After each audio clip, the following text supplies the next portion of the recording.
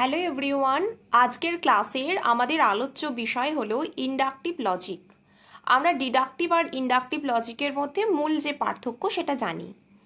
Inductive logic পড়তে গেলে তোমাদের যেটা পড়তে হবে সেটা হচ্ছে দার্শনিক জন স্টুয়ার্ট মিলের 5 ধরনের পদ্ধতি রয়েছে। তো সেই 5 ধরনের পদ্ধতিগুলি কি কি? অন্বয় পদ্ধতি, যাকে আমরা বলে থাকি মেথড অফ এগ্রিমেন্ট, ব্যতিরেকী পদ্ধতি, মেথড অফ ডিফারেন্স, অন্বয় এবং ব্যতিরেকী পদ্ধতি, joint method of agreement and difference, পরিশেষ পদ্ধতি। পরিশেষ পদ্ধতি হলো মেথড অফ রেসিডাস, আর সহ পরিবর্তন পদ্ধতি অর্থাৎ মেথড অফ কনকমিটেন্ট ভেরিয়েশন।